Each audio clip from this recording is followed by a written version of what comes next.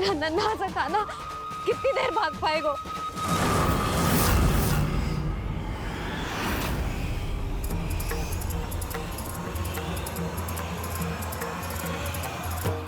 और कितनी प्रतीक्षा करोगे मेरी भक्त कालिया? भक्त नहीं, काल हूँ मैं तेरा। जब अहंकार का मुकुट बुद्धि को ढक लेता है तो भक्त अपने भगवान को भी नहीं पहचान पाता। व्यर्थ की पहेली में मत उलझा बालक। ना मैं भक्त हूँ और ना तू भगवान।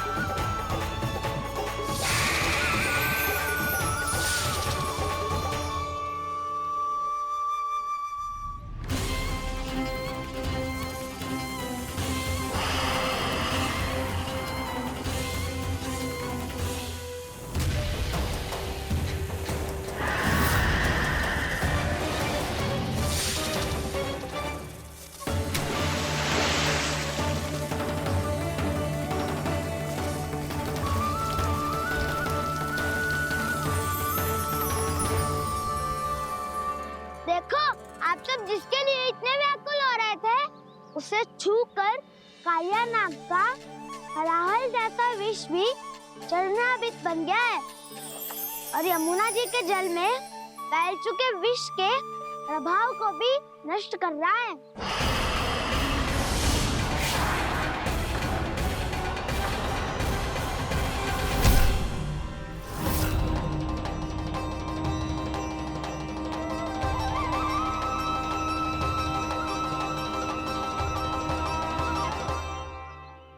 धर्म रक्षक, अधर्म विनाशक प्रभु श्री कृष्ण का कौशल सचमुच अद्वितीय है। नारायण नारायण।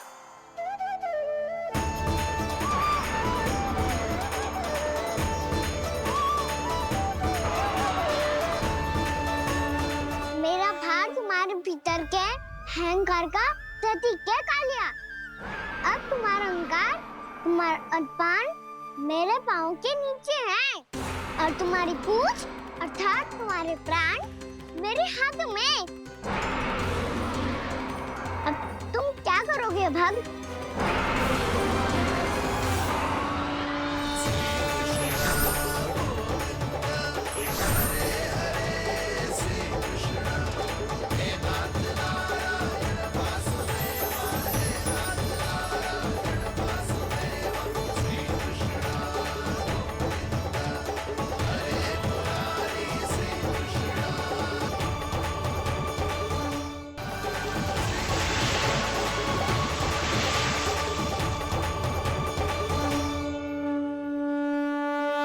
प्रभु, भले ये आपको पहचानने में असमर्थ हो, पर हम सब ने आपको पहचान लिया है। हाँ प्रभु, एक भक्त होने के नाते और एक अर्धांगिनी और माँ होने के नाते मैं आपसे इनके प्राणों की भिक्षा मांगती हूँ। अपनी कृपा दिखाइए और इन्हें क्षमा कर दीजिए। आपके लिए मित्र और शत्रु में कोई अंतर नहीं प्रभु। उसी तरह आपकी कृपा और दंड में भी कोई अंतर नहीं। दोनों दया ही तो हैं, अकारण ही किसी को प्राप्त नहीं होती। हमें विश्वास है कि हमारे पति को मिला ये दंड कोई अभिशाप नहीं है, आपका वरदान है। ये सत्य है प्रभु कि इनसे बहुत से पाप हुए हैं। इनके विष से बहुत सारे जीव जंतु को हानि पहुंची है, पर अब आपके चरण इनके शीश पर पड़ गए हैं। ऐसी कृपा तो बड़े बड़े महान महात्माओं को भी दुर्लभ है, और इन्हें प्राप्त हुआ तो अवश्य ही ये किसी महान पुण्य का ही फल है। हे प्रभु, उन्हीं पुण्य कर्मों की शक्ति का आह्वान कर मैं आपसे विनती करती हूँ, इन्हें प्राणदान दीजिए। मैं अपने इस भक्त को क्षमा अवश्य करूंगा देवियों, यदि ये अपने अहंकार को त्याग कर मुझे पहचान ले तो।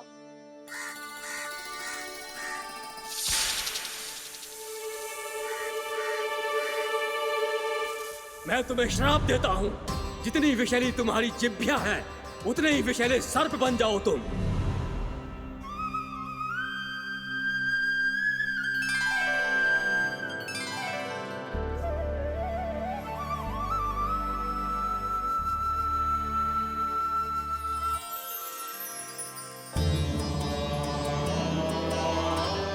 नारायण, मुझे क्षमा कीजिए नारायण। मैं तो आपका परम भक्त था, किंतु मैं आपको पहचान नहीं सका। इसका दंड तो मुझे मिलना ही था, किंतु मैं अब प्रायश्चित करना चाहता हूं। इसके लिए यदि आप मेरे प्राण भी ले लेंगे तो भी मुझे कोई दुख नहीं होगा। मैं अपना जीवन, मृत्यु और अपना अस्तित्व सब कुछ आपको समर्पित करता हूं। तुम्हें तुम्हारी क्रोध के कारण श्राप मिला, जिसे विशाल सर्प के रूप में तुम्हारा जन्म हुआ, और सर्प का तो स्वभाव है विष फैलाना। इसीलिए तुम्हें दंड नहीं दूंगा मैं। शेष सभी अपराधों का पश्चाताप कर लिया, इसीलिए मैं तुम्हें क्षमा करता हूँ कालिया।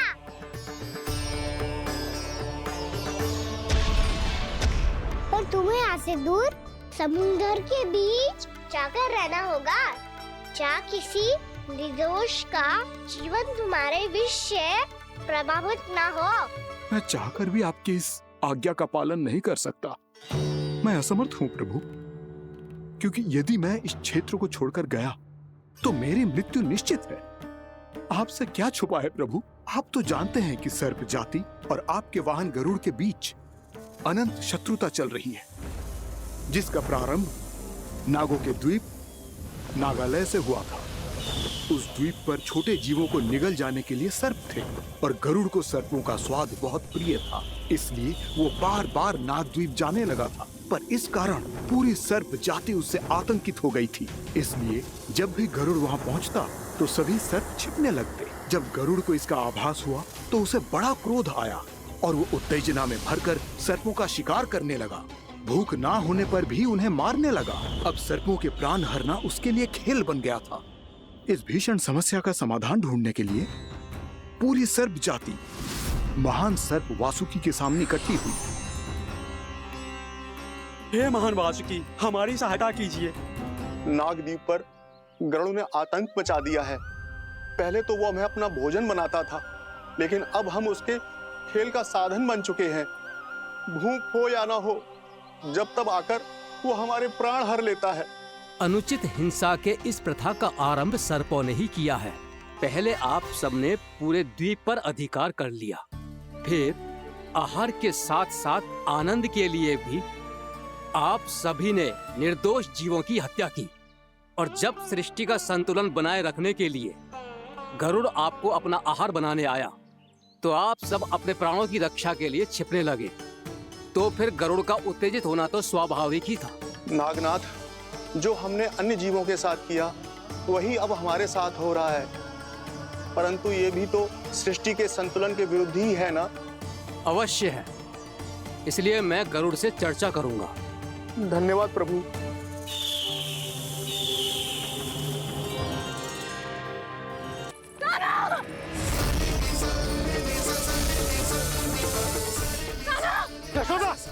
यशोदा रुको। जीजी संभालो, बावली हो गई ना। जीजी संभालो।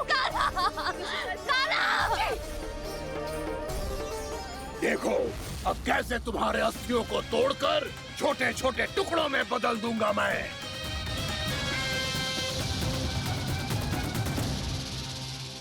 जी आप जाओगी तो आप भी फंस जाओगी। अपने लल्ला के लिए मैं किसी भी संकट का सामना करने के लिए तैयार हूँ। छोड़ो ना यशोदा, हमें कोई और उपाय खोजना पड़ेगा। कोई और उपाय? आप देख ना रही मेरा काना किस दशा में है। काना भैया के वश में नहीं है, नहीं तो ये अपने लल्ला के लिए साक्षात काल का भी सामना कर ले। ये तो केवल कालिया नाग है। हे नागराज, आप मेरे प्राण ले लो पर काना को छोड़ दो। ना नागराज, आप मेरे प्राण ले लो, मैं विरोध भी ना करूंगी। ना नागराज, आप मुझे मार दो पर मेरे काना को छोड़ दो। ना होगा जहाँ किसी निर्दोष का जीवन तुम्हारे फिर से प्रभावित ना हो।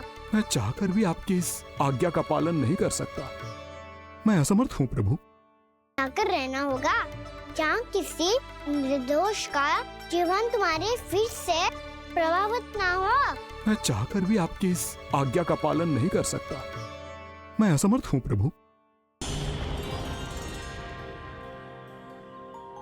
श्री नारायण के वाहन पक्षीराज गरुड़, मैं संपूर्ण सर्प जाति की ओर से आपसे एक निवेदन करने आया हूँ। कहिए, क्या कहना चाहते हैं आप? हे पक्षीराज, यदि आप हम पर ऐसे ही आक्रमण करते रहे तो शीघ्र ही हमारी प्रजाति समाप्त हो जाएगी। इसीलिए हमारी आपसे विनती है, यदि आप उचित समझें तो सर्पों के किसी एक घर से हम आपको एक सर्प प्रतिदिन अर्पित करेंगे।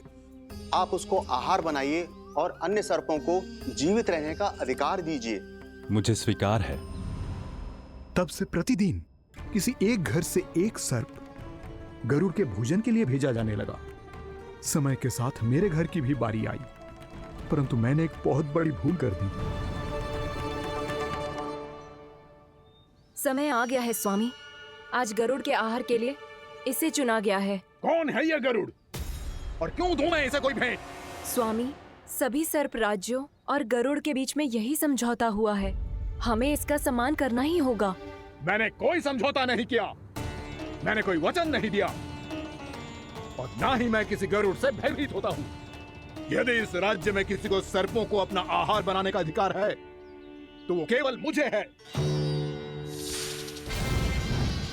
अब से गरुड़ को दी जाने वाली हर भेंट मुझे दी जाएगी, महाविषधारी महान नागराज कालिया को। यह और कुछ नहीं, मेरा अभिमान था प्रभु, और ये मेरे इस जन्म की सबसे बड़ी भूल थी। क्योंकि फिर जब गरुड़ को इस बारे में पता चला तो कालिया, अभिमान में आकर तूने अपने काल को ललकारा है। जिस कालिया के नाम में ही काल छिपा है, तू उसे ललकारने का दुस्साहस कर रहा है गरुड़। स्वयं को भगवान विष्णु का वाहन कहता है तो वाहन का ही कर्म कर। स्मरण रख, इस धरती के सर्वश्रेष्ठ योद्धाओं के लिए भी मैं मृत्यु का दूत हूँ। विनाश काले विपरीत बुद्धि। तुझ जैसे मूर्ख सदा इस युक्ति को सार्थक करते आए हैं। अपने विनाश को आमंत्रण किया है तो अब भोग।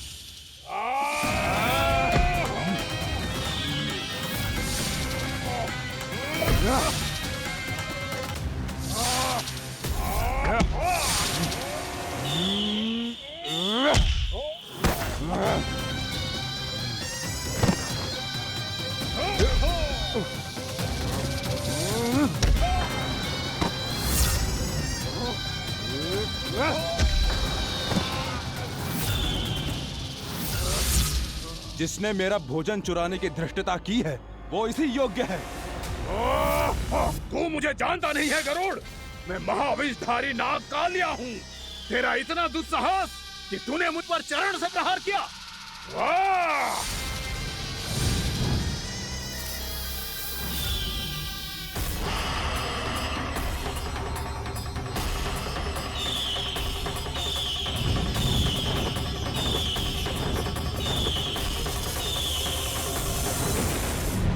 मैं अपने अभिमान में भूल गया था कि गरुड़ मुझसे कहीं अधिक शक्तिशाली है। इसलिए अपने प्राणों की रक्षा करने के लिए मैं एक स्थान से दूसरे स्थान भागने लगा। नदियां, पर्वत, यहां तक कि मैंने सागर भी लांघ डाला, पर मैं जहां भी जाता गरुड़ के रूप में मेरा काल वहीं आ जाता।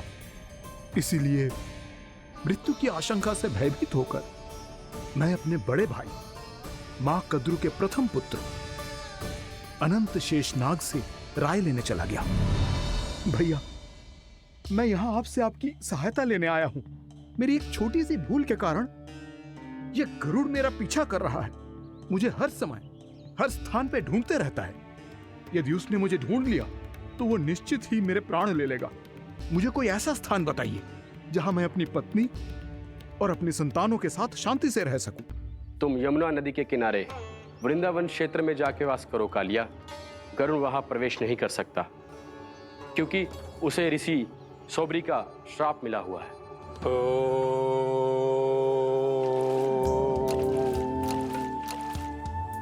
ध्यान और तपस्या का नित्य कर्म करते हुए ऋषि के मन में मछलियों के प्रति प्रेम भाव इतना बढ़ गया कि वो भूल गए सभी जीव खाद्य श्रृंखला का भाग होते हैं, और मछलियां भी इस नियम की अपवाद नहीं है। उन्हें मछलियों की अटखेली इतनी अच्छी लगने लगी कि वो इस क्षेत्र के मछुआरों को भी मछली पकड़ने की अनुमति नहीं देते थे।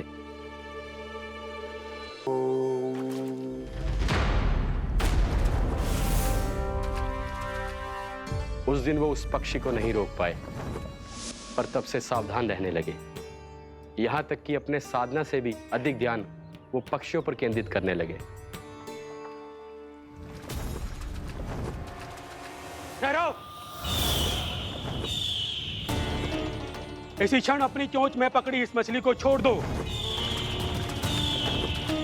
तुम्हें इन मछलियों का आहार नहीं करना चाहिए पक्षीराज। ये तो खाद्य श्रृंखला का नियम है ऋषिवर। यदि मैं इनका आहार नहीं करूंगा तो कोई और पक्षी कर लेगा। मैं अपने आनंद या प्रतिशोध के लिए इनके प्राण नहीं ले रहा। ये तो बस मेरा भोजन है। पर यह मेरा तपस्या स्थल है। तुम यहाँ शिकार करके मेरी साधना में विघ्न नहीं डाल सकते पक्षीराज।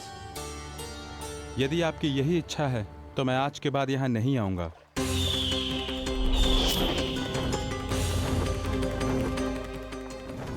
पर आज ये मछली मेरे आहार के रूप में पकड़ी जा चुकी है। मैं वचन देता हूँ ऋषिवर, इस स्थान पर यह मेरा अंतिम शिकार होगा।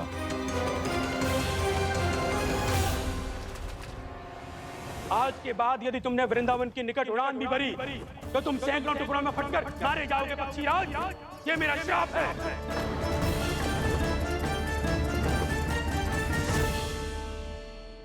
और इसीलिए भैया शेषनाग के सुझाव के अनुसार मैं यहां आ गया।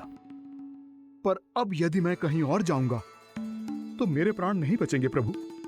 निश्चिंत रहो कालिया, अब से गरुड़ तुम्हें कोई हानि नहीं पहुंचाएगा। अब तुम्हारे फनों पर मेरी पक्षिंग बन गए कालिया, इसीलिए अब से तुम्हें गरुड़ से कोई भय नहीं होगा।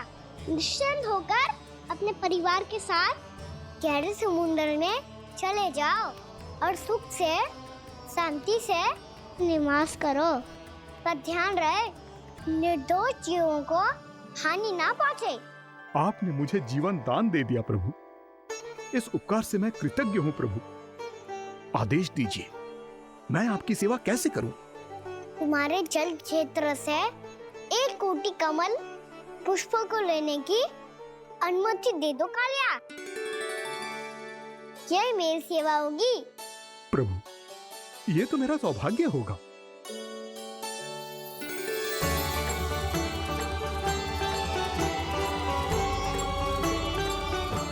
एक कोटि के स्थान पर हम 3 कोटि कमल पुष्प ले आए प्रभु।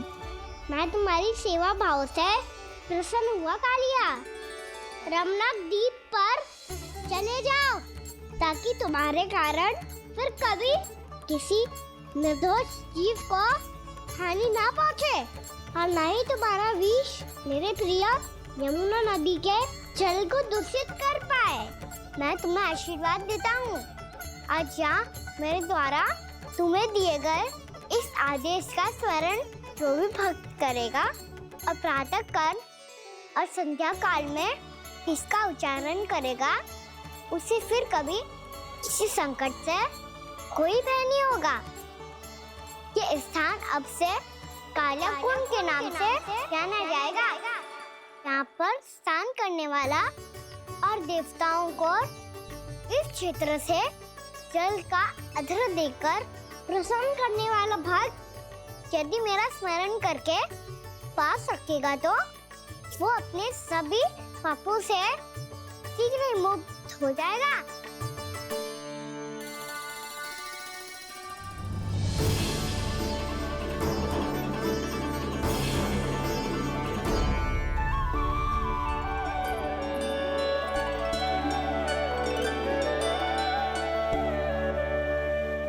कौन है जी भगवान जिसने अभी अभी कालिया जैसे विशाल विस्तर का सामना किया? क्या एक साधारण बालक जो शीत की अधिकता से ठिठुर रहा है? क्या करूं? मैं लल्ला को ममता के आंचल में छुपा लूं या भक्त बनकर प्रभु की लीला देखती रहूं? क्या करूं मैं? कितना ठंडा था जल, बहुत सर्दी लग रही है। सर्दी से तड़पते हुए कैसे देखूं इसे? अभी जाके अपने पल्लू से सुखाती हूँ। हृदय से लगा के स्नेह की आंच दूंगी तो सर्दी पल भर में छूमंतर हो जाएगी।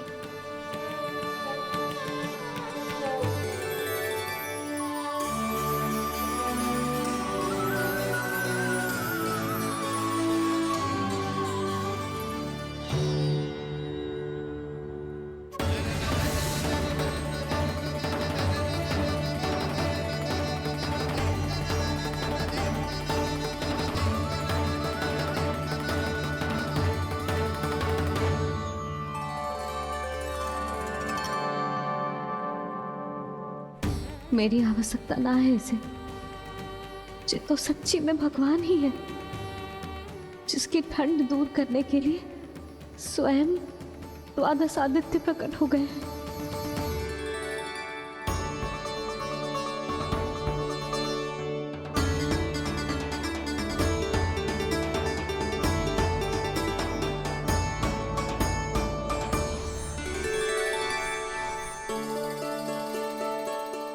क्या किया आपने?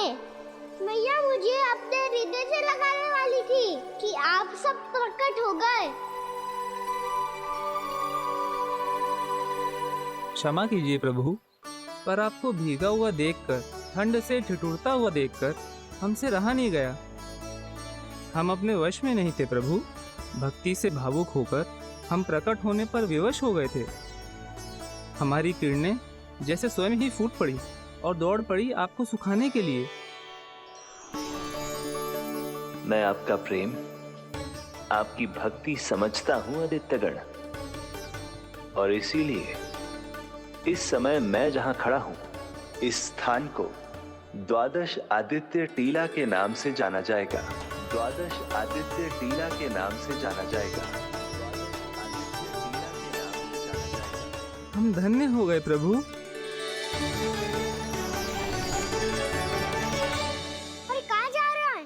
जो गड़बड़ किया है उसे सुधारिए तो सही। प्रभु आज्ञा दीजिए। अपना दाम इतना अधिक बढ़ा दीजिए कि मुझे स्वेद आने लगे, ताकि मैया मुझे स्वेद में लीला देख के और भूल जाए कि मैं भगवान हूँ, और मैया मुझे अपनी गोद में उठा के ले जाए।